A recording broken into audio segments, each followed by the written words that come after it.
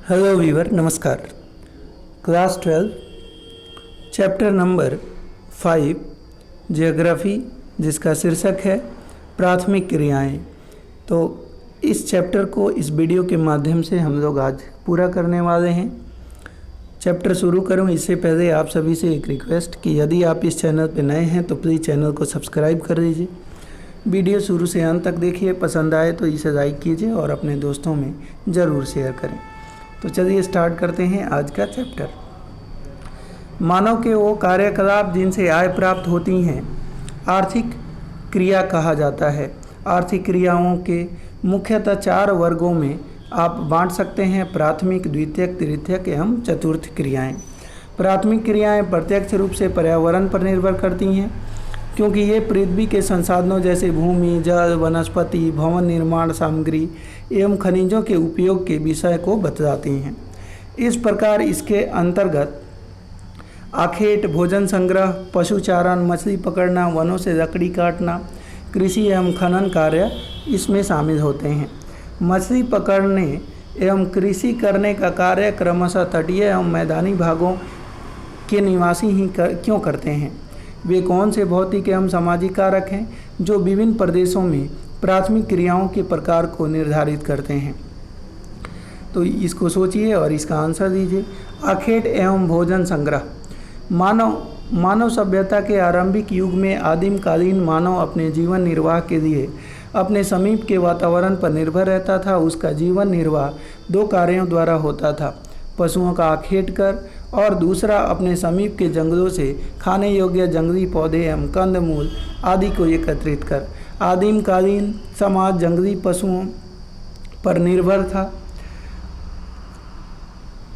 अति शीत एवं अत्यधिक गर्म प्रदेशों के रहने वाले लोग आखेट द्वारा जीवन यापन करते थे।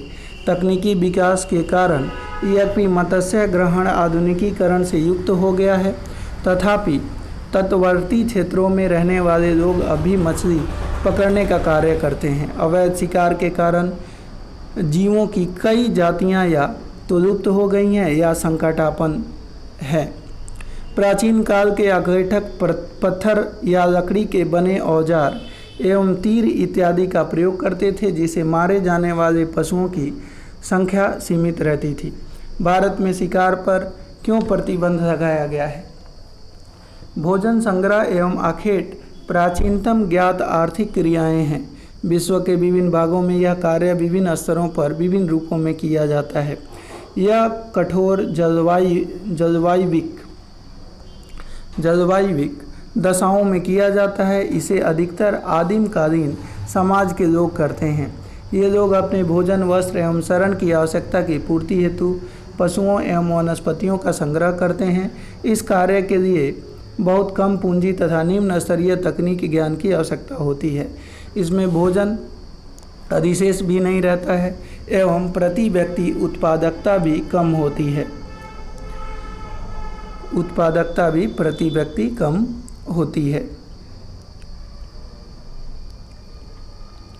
भोजन संग्रह विश्व के 2 भागों में किया जाता है: उच्च अक्षांश के क्षेत्र में, जिसमें उत्तरी कनाडा, उत्तरी यूरेशिया एवं दक्षिणी चिली आते हैं। निम्न अक्षांश के क्षेत्र में, जिसमें अमेजन बेसिन, उष्णकटिबंधीय अफ्रीका, ऑस्ट्रेलिया एवं दक्षिण पूर्वी एशिया का आंतरिक प्रदेश आता है।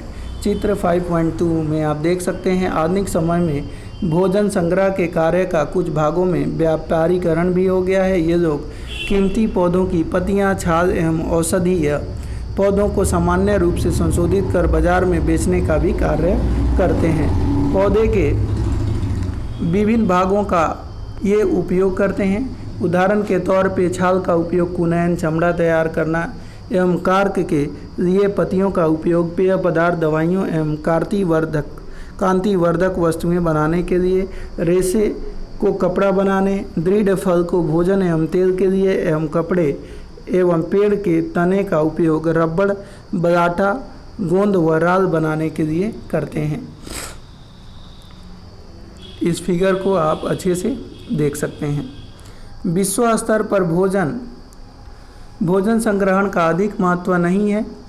इन क्रियाओं के द्वारा प्राप्त उत्पाद विश्व बाजार में प्रतिस्पर्धा नहीं कर सकते। कई प्रकार की अच्छी किस्म एवं कम दाम वाली कृत्रिम उत्पादों ने उष्णकटिबंधीय वन के भोजन संग्रह करने वाले समूहों के उत्पादन का स्थान ले लिया है। पशुचारण।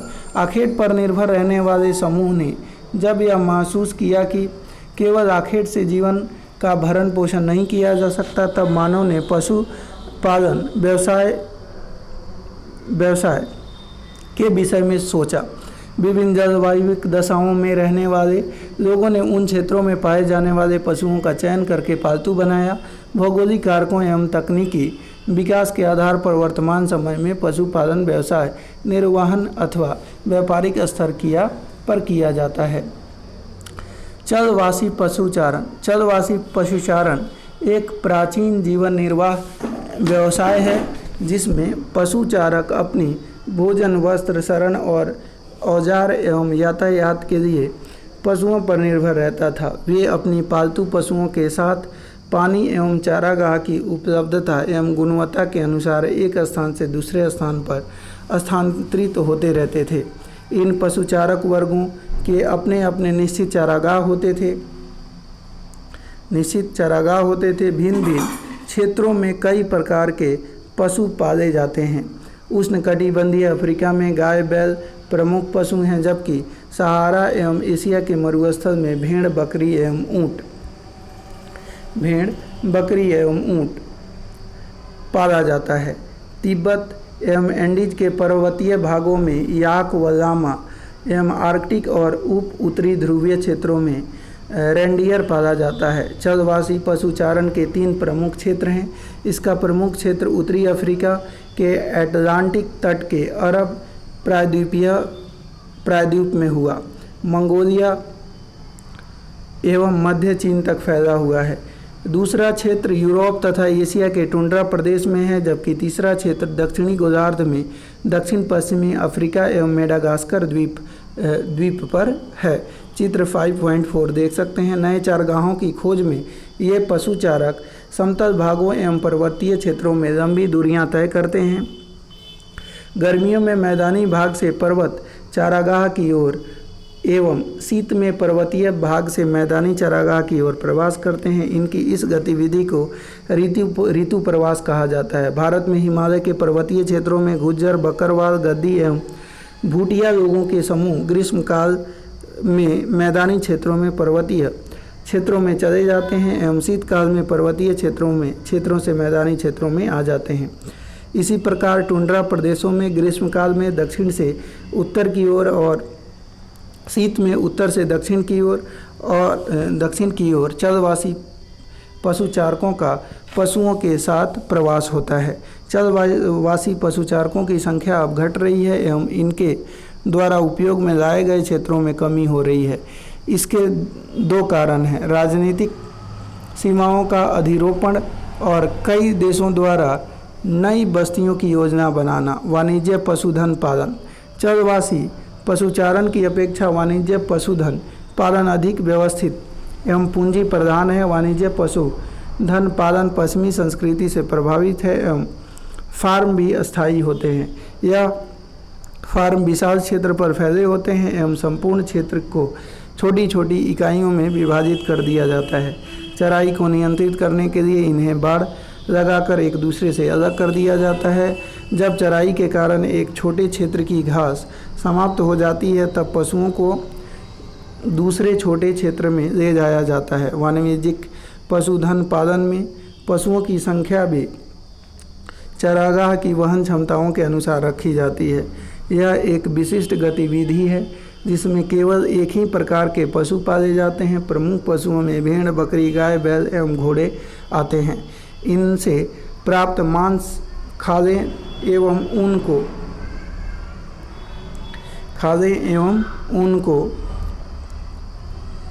उनको वैज्ञानिक ढंग से संसाधित एवं डिब्बा बंद कर विश्व के बाज़ारों में निर्यात किया जाता है। पशु फार्म में पशुधन पालन वैज्ञानिक आधार पर व्यवस्थित किया जाता है। इसमें मुख्य ध्यान पशुओं के प्रजनन, जननिक सुधार, बीमारियों पर नियंत्रण एवं उसके स्वास्थ्य पर जोर दिया जाता है। जोर दिया जाता है। विश्व में न्यूजीलैंड, ऑस्ट्रेलिया, अर्जेंटीना, यूरुग्वे एवं संयुक्त राज्य अमेरिका में वाणिज्य पशुधन पालन किया जाता है। कृषि विश्व में पाई जाने वाली विभिन्न भौतिक, सामाजिक, आर्थिक दशाएं कृषि कार्य को प्रभावित करती हैं एवं इसी प्रभाव के कारण विभिन्न कृषि प्रणालियां देखी जाती हैं। कृषि विभिन्न प्रकार के फसलों का बोया जाना तथा पशुपालन विभिन्न कृषि विधियों पर आधारित होता है। मुख्य प्रणालियां निम्नलिखित हैं। निर्वाह कृषि, इस प्रकार की कृषि में कृषि क्षेत्र में रहने वाले स्थानीय उत्पादों का संपूर्ण अथवा लगभग का उपयोग करते हैं। इसको दो भागों में वर्गीकृत किया जाता है। आदिकालीन निर्वाह कृषि, आदिकालीन निर्वाह कृषि अथवा स्थानांतरण कृषि कार्य उष्णकटिबंधीय क्षेत्रों में किया जाता है, जहां आदिम जाति के लोग यह कृषि करते हैं। इसका क्षेत्र अफ्रीका, दक्षिणी एवं मध्य अमेरिका का उष्णकटिबंधीय भाग एवं दक्षिणी पूर्वी एशिया है।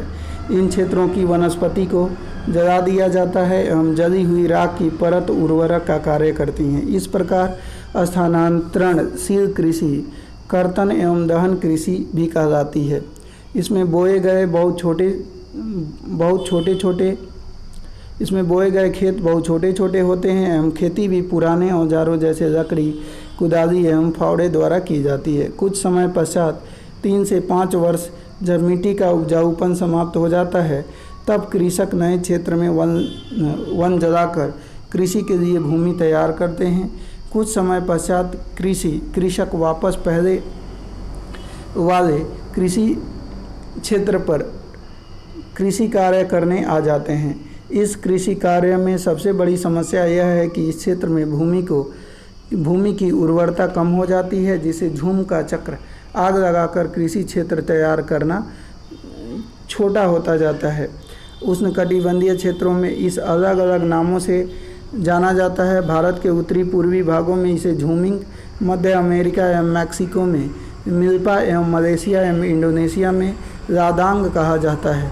आप ऐसे अन्य क्षेत्रों का पता लगाइए जहां इस प्रकार की कृषि की जाती है एवं वहां इसे किस नाम से पुकारा जाता है, उसका भी पता आप लगाइए।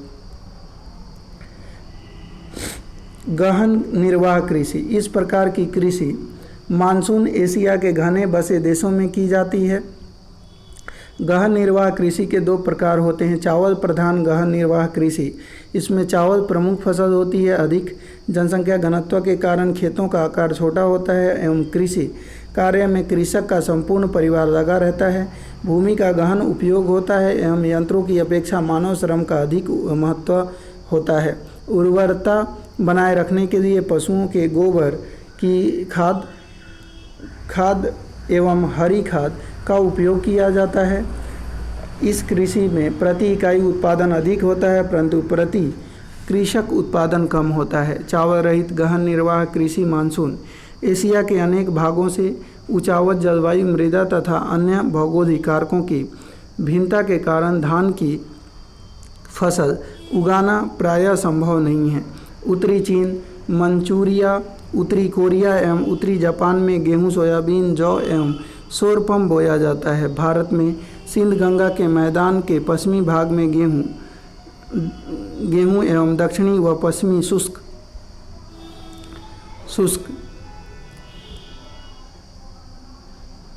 शुष्क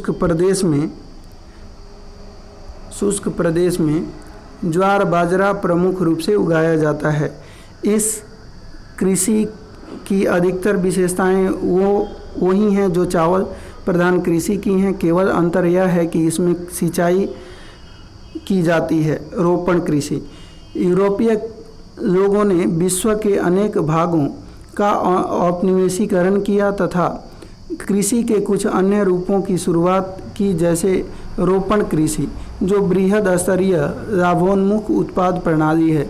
यूरोपीय उपनिवेशों ने अपने अधीन उष्णकटिबंधीय क्षेत्रों में चाय, कॉफ़ी, कोको, रबर, कपास, गन्ना, केले एवं अनानास की पौधे लगाई। इस कृषि की प्रमुख विशेषता यह है कि इसमें कृषि क्षेत्र का आकार बहुत विस्तृत होता है। इसमें अधिक पूंजी निवेश, उच्च प्रबंधन एवं तकनीक आधार एवं वैज्ञानिक विधियों का प्रयोग किया जाता है। यह एक फसली कृषि है जिसमें किसी एक फसल के उत्पादन पर ही संकेंद्रण किया जाता है। श्रमिक सस्ते मिल जाते हैं एवं यातायात विकसित होते हैं, जिसके द्वारा बागान एवं बाजार सुचारू रूप से जुड़े रहते हैं। फ्रांस वासियों ने पश्चिमी अफ्रीका में कॉफ़ी एवं कोकोआ की पौधे लगाई थी। ब्रिटेन वासियों ने भारत एवं लंका में चाय एवं बाग, मलेशिया में रबड़ के बाग, पश्चिमी द्वीप समूह में गन्ना एवं केले के बाग विकसित किए। स्पेन और अमेरिका वासियों ने फिलीपींस में नारियल एवं गन्ने के बागान लगाए। इंडोनेशिया में एक समय गन्ने की कृषि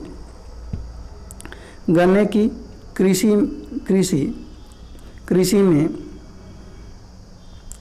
हॉलैंड वासियों का एकाधिकार था। ब्राज़ील में अभी भी कुछ कॉफ़ी के बागान जिन्हें फेजेंडा कहा जाता है, यूरोप वासियों के नियंत्रण में है। वर्तमान में अधिकतर बागानों का स्वामित्व देशों की सरकार अथवा नागरिकों के नियंत्रण में है। विस्तृत वाणिज्य अनाज कृषि। मध्य आंतरिक अर्ध शुष्क प्रदेशों में इस प्रकार की कृषि की जाती है। इसकी मुख्य फसल गेहूं है, जबकि अन्य फसलें जैसे कि मक्का, जौ, राई एवं जई बोई जाती हैं। इस कृषि में खेतों का आकार बहुत बड़ा होता है एवं खेत जोतने से फसल काटने तक सभी कार्य यंत्रों द्वारा संपन्न किए जाते हैं। चित्र संख्या 5.11। इसमें प्रति एकड़ उत्पादन कम होता है परंतु प्रति व्यक्ति उत्पादन अधिक होता है। ऐसा क्यों होता है, इसको देख सकते हैं। इस चित्र को अच्छे से वीडियो पॉज करके आप देख सकते हैं। इस प्रकार की कृषि का क्षेत्र यूरेशिया के स्टेपीज, अमेरिका के प्रेयरीज, अर्जेंटीना के पंपाज, दक्षिण अफ्रीका के वेड्स, ऑस्ट्रेलिया के डाउन्स, न्यूजीलैंड के केटरबरी के मैदान में है। विश्व मानचित्र पर इन चित्रों का निर्धारण कीजिए। मिश्रित कृषि। इस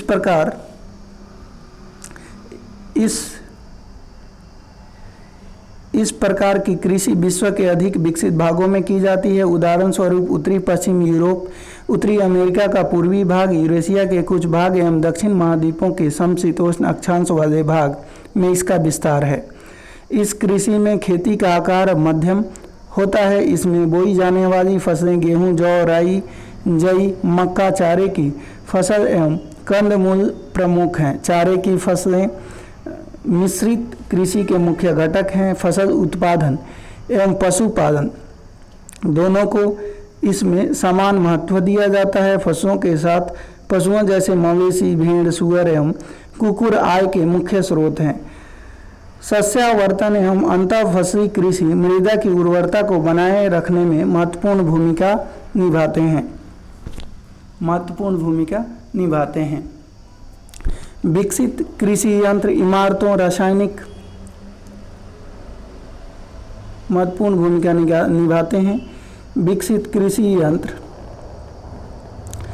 यंत्र इमारतों रासायनिक एवं वनस्पति खाद, हरी खाद के गहन उपयोग आदि पर अधिक पूंजी के व्यय के साथ ही कृषकों की कुशलता और योग्यता मिश्रित कृषि की मुख्य विशेषताएं हैं। डेयरी कृषि। डेयरी व्यवसाय दुधारू पशुओं के पालन पोषण का सर्वाधिक उन्नत एवं दक्ष प्रकार है। इसमें पूंजी की भी अत्यधिक आवश्यकता होती है। पशुओं के लिए छप्पर, घास संचित करने के भंडार एवं दुग्ध उत्पादन में अधिक यंत्रों के प्रयोग के लिए पूंजी भी अधिक चाहिए।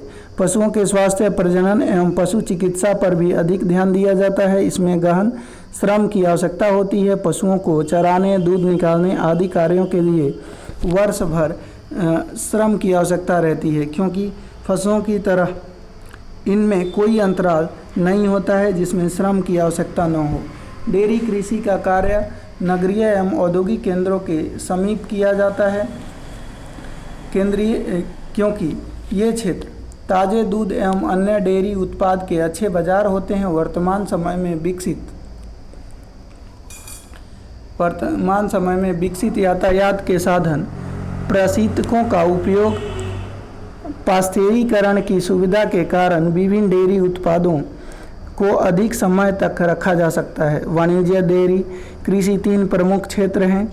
सबसे बड़ा प्रदेश उत्तरी पश्चिम यूरोप का क्षेत्र है, दूसरा कनाडा एवं तीसरा क्षेत्र न्यूजीलैंड, दक्षिणी पूर्वी ऑस्ट्रेलिया एवं तस्मानिया है। भूमध्य सागरीय कृषि। भूमध्य सागरीय कृषि अति विशिष्ट प्रकार की कृषि है। इसका विस्तार भूमध्य सागर के समीपवर्ती क्षेत्र जो दक्षिणी यूरोप से उत्तरी अफ्रीका में ट्यूनीशिया से अटलांटिक तट तक फैली है। दक्षिणी कैलिफोर्निया, मध्यवर्ती चिली, दक्षिण अफ्रीका, दक्षिणी पश्चिम भाग एवं ऑस्ट्रेलिया के दक्षिण एवं दक्षिण पश्चिम भाग में है। खट्टे फलों की आपूर्ति करने में यह क्षेत्र महत्वपूर्ण है। अंगूर की कृषि भूमध्य सागरीय क्षेत्रों की विशेषता है। इस क्षेत्र के कई देशों में अच्छे किस्म के अंगूरों से उच्च गुणवत्ता वाली मदिरा का उत्पादन किया जाता है। निम्न श्रेणी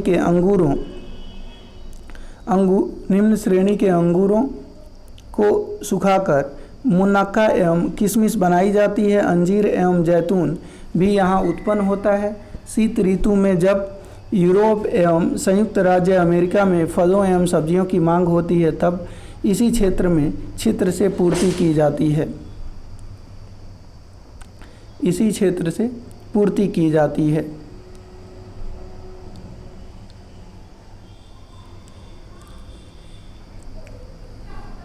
बाजार के लिए सब्जी खेती एवं उद्यान कृषि।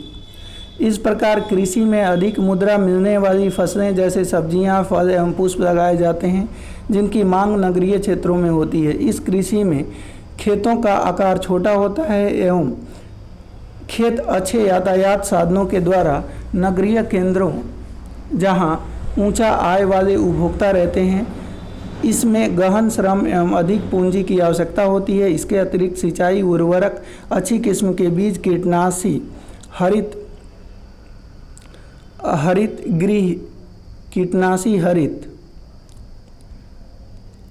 हरित गृह एवं शीत क्षेत्रों में कृत्रिम ताप का भी इस कृषि में उपयोग होता है। इस प्रकार कृषि उत्तरी पश्चिम यूरोप, संयुक्त राज्य अमेरिका के उत्तरी पूर्वी भाग एवं भूमध्य सागरीय प्रदेशों में अधिक विकसित है जहां औद्योगिक क्षेत्रों में जनसंख्या घनत्व अधिक है। नीदरलैंड पुष्प उत्पादन में विशिष्टीकरण रखता है। यहाँ से बागवानी फसल विशेषतः ट्यूलिप एक प्रकार का फूल पूरे यूरोप के प्रमुख शहर में भेजा जाता है। जिन प्रदेशों में कृषक केवल सब्जियां पैदा करता है वहाँ इसको ट्रक कृषि के नाम से जाना जाता है। ट्रक फार्म एवं बाजार के मध्य की दूरी जो एक ट्रक रात भर में तय करता है उसी आधार पर इसका नाम ट्रक कृषि रखा गया है। पश्चिमी यूरोप एवं उत्तरी अमेरिका के औद्योगिक क्षेत्रों में उद्यान कृषि के अलावा कारखाना कृषि भी की जाती है। इसमें पशुधन पाला जाता है जिनमें विशेषतः गाय, बैल एवं कुकुर होते हैं। इन्हें बाड़े पर कारखाने में तैयार बने बनाए भोजन पर रखा जाता है एवं उनकी बीमारियों का भी ध्यान रखा जाता है। इसमें भवन निर्माण, यंत्र खरीदने, प्रकाश एवं ताप की व्यवस्था करने एवं पशु चिकित्सा के लिए बहुत से अधिक धन की आवश्यकता होती है। अच्छी नस्ल का चुनाव और प्रजनन की वैज्ञानिक विधियों कुकुर एवं पशुपालन के महत्वपूर्ण लक्षण हैं। कृषि करने वाले संगठन के आधार पर भी कृषि के प्रकारों का वर्गीकरण किया जा सकता है। कृषि संगठन कृषक का खेती पर अपना अधिकार एवं उस पर सरकारी नीतियां जो कृषि में सहायक होती हैं से प्रभावित होती हैं। सहकारी कृषि, जब कृषकों का एक समूह अपनी कृषि से अधिक लाभ कमाने के लिए स्वेच्छा से एक सहकारी संस्था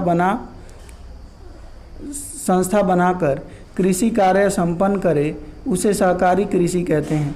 इसमें व्यक्तिगत फार्म अक्षुण्ण रहते हैं। सहकारी रूप में कृषि की जाती है। सहकारी संस्था कृषकों को सभी प्रकार में सहायता करती है। यह सहायता कृषि कार्य में आने वाली सभी चीज़ों की खरीद करने, कृषि उत्पाद को उचित मूल्य पर बेचने एवं सस्ती दरों पर प्रसंस्कृत साधनों को जुटाने के लिए होती है। सहकारी आंदोलन एक शताब्दी पूर्व प्रारंभ हुआ था एवं पश्चिमी यूरोप के डेनमार्क, नीदरलैंड, बेल्जियम, स्वीडन एवं इटली में यह सफलतापूर्वक चला। सबसे अधिक सफलता इसे डेनमार्क में मिली, जहां प्रत्येक कृषक इसका सदस्य है। डेनमार्क में यह आंदोलन सर्वाधिक सफल रहा, जहां व्यवहारिक रूप से प्रत्येक कृषक इस आंदोलन का सदस्य हैं। सामूहिक कृषि, इस प्रकार की कृषि का आधारभूत सिद्धांत यह होता है कि इसमें उत्पादन के साधनों का स्वामित्व संपूर्ण समाज एवं सामूहिक श्रम पर आधारित होता है। कृषि का यह प्रकार पूर्व सोवियत संघ में प्रारंभ हुआ था, जहां कृषि की दशा सुधारने एवं उत्पादन में वृद्धि एवं आत्मनिर्भरता प्राप्ति के लिए सामूहिक कृषि प्रारंभ की गई। इस प्रकार सामूहिक कृषि को सोवियत संघ में कोलखोज का नाम दिया गया है। सभी कृषक अपने संसाधन जैसे भूमि, पशुधन एवं श्रम को मिलाकर कृषि कार्य करते हैं। ये अपनी दैनिक आवश्यकताओं की पूर्ति के लिए भूमि का छोटा सा भाग अपने अधिकार में भी रखते हैं। खनन, मानव विकास के इतिहास में खनिजों की खोज की कई अवस्थाएं देखी जा सकती हैं, जैसा ताम्र युग, कांस्य युग एवं लौह युग। प्राचीन काल में खनिजों का उपयोग औजार बनाने, बर्तन बनाने एवं हथियार बनाने तक ही सीमित था। इसका वास्तविक विकास औद्योगिक क्रांति के पश्चात ही संभव हुआ एवं निरंतर इसका महत्व बढ़ता रहा। खनन कार्य को प्रभावित करने वाले कारक, खनन कार्य की लाभप्रदता दो बातों पर निर्भर करती है। भौतिक कारक, जिनमें खनिज एवं निक्षेपों के आकार, श्रेणी एवं उपस्थिति की अवस्था को सम्मिलित करते हैं। आर्थिक कारक, जिनमें खनिज की मांग, विद्यमान तकनीकी ज्ञान एवं उसका उपयोग और संरचना के विकास के लिए उपलब्ध पूंजी एवं यातायात एवं श्रम पर होने वाले व्यय आता है। खनन विधियाँ, उपस्थिति की अवस्था एवं अयस्क की प्रकृति के आधार पर खनन के दो प्रकार हैं, धरातलीय एवं भूमिगत खनन। धरातलीय खनन को विवरित खनन भी कहा जाता है। यह खनिजों के खनन का सबसे सस्ता तरीका है, क्योंकि इस विधि में सुरक्षात्मक पूर्वोपायों एवं उपकरणों पर अतिरिक्त खर्च अपेक्षाकृत निम्न कम होता है एवं उत्पादन शीघ्र एवं अधिक होता है। जब अयस्क धरातल के नीचे गहराई में होता है, तब भूमिगत अथवा कूपकी खनन विधि का प्रयोग किया जाता है। इस विधि में लंबवत कूपक गहराई तक स्थित हैं, जहाँ से भूमिगत गैलरियाँ खनिजों तक पहुँचने के लिए फैली हैं। इन मार्गों से होकर खनिजों का निष्कर्षण एवं परिवहन धरातल तक किया जाता है। खदान में कार्य करने वाले श्रमिकों तथा निकाले जाने वाले खनिजों के सुरक्षित और प्रभावी आवागमन हेतु इसमें विशेष प्रकार की लिफ्ट, बेधक बर्मा, माल ढोने की गाड़ियां तथा वायु संचार प्रणाली की आवश्यकता होती है। खनन का यह तरीका जोखिम भरा है, क्योंकि जहरीली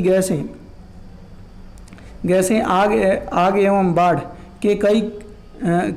के कारण कई बार दुर्घटनाएं होने का भय रहता है। क्या आपने कभी भारत की कोयला खदानों में आग लगने एवं बाढ़ आने के विषय में पढ़ा है? विकसित अर्थव्यवस्था वाले देश उत्पादन की खनन, प्रसंस्करण एवं शोधन कार्य से पीछे हट रहे हैं, क्योंकि इसमें श्रमिक लागत अधिक आने लगी है, जबकि विकासशील देश अपने विशाल श्रमिक शक्ति के बल पर अपने देशवासियों के ऊंचे रहन सहन को बनाए रखने के लिए खनन कार्यों को महत्व दे रहे हैं। अफ्रीका के कई देश, दक्षिण अमेरिका के कुछ देश एवं एशिया में आय के साधन का 50% तक खनन कार्य से प्राप्त होता है। तो दोस्तों, ये चैप्टर हमने कंप्लीट कर दिया। मिलते हैं एक नए चैप्टर में, तब तक के लिए धन्यवाद।